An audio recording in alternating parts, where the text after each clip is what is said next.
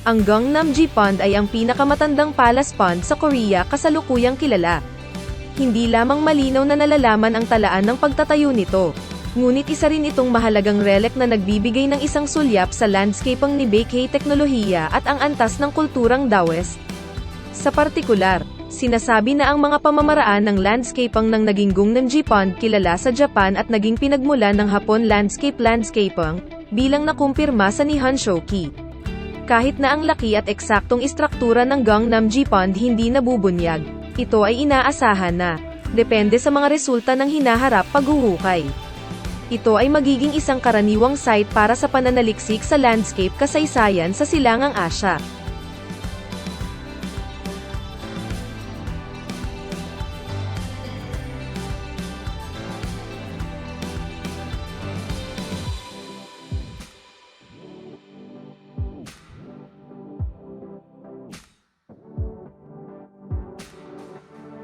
Si Buyo ang kabisera ng Baekje, isa sa mga sinaunang estado ng Korea.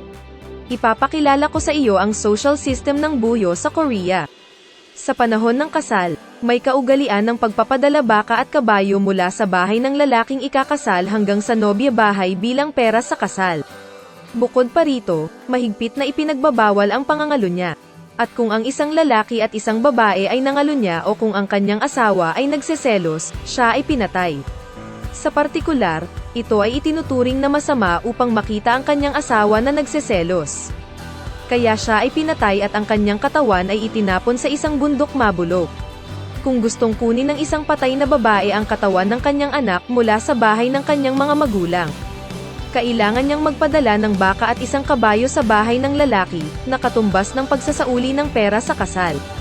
Gayon din, tulad sa Goguryeo, mayroong isang custom na tinatawag Gyeongseumchuiso, kung saan dinadala ang nakababatang kapatid-asawa ng ate niya bilang asawa niya kapag namatay si kuya.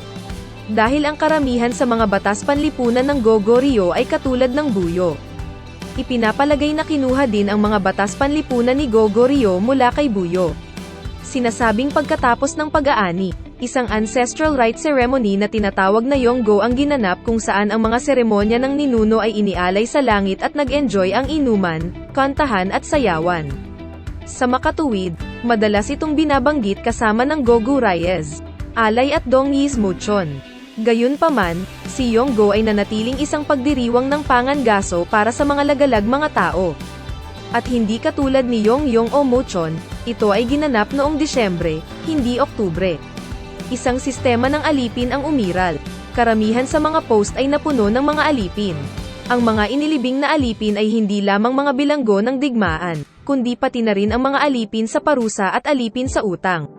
Sa makatuwid, ito ay ipinapalagay na kung kabayaran ay hindi posible, sila ay ginawang alipin. Ayon sa mga batas ng Buyo, pinatay ang mga mamamatay tao at naging alipin ang kanilang mga pamilya. At kung may nagnakaw ng isang bagay mula sa iba, kailangan nilang magbayad ng 12 beses ng kabayaran. Ang 12-fold na kompensasyon na ito ay pareho para sa Goguryeo.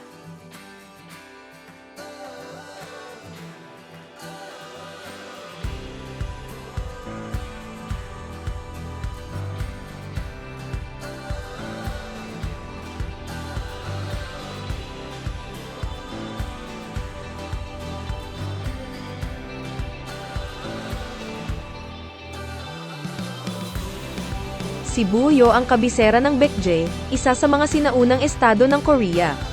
Ipapakilala ko sa iyo ang sistemang pampulitika ng Buyo sa Korea.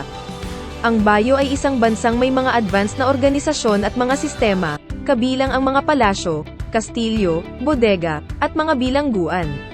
Ang politika ay isang aristokratikong politika, at ang naghaharing uri kasama ang monarko, ang hari, at ang mga pamilyang pinangalanan pagkatapos ng mga hayop sa ilalim ng mga ito, tulad ng maga, pamilya ng kabayo, ang pamilyang Yu, ang pamilyang Jeyo, at ang pamilyang Go, at ang Disa.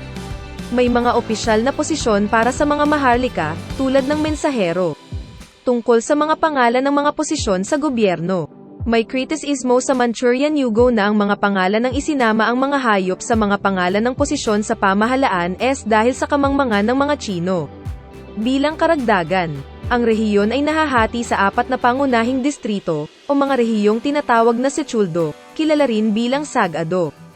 At ang mga emperador tulad ni Mark at Uga ay namamahala sa bawat isa bahagi ng bawat rehiyon. Ang mas malalaking lugar ng Setsul Island ay may libo-libo mga kabahayan. At ang mas maliliit ay may daan-daang mga kabahayan. Ang pinamumunuang uri, ang mga tao, ay tinawag na mga taong mabababang uri.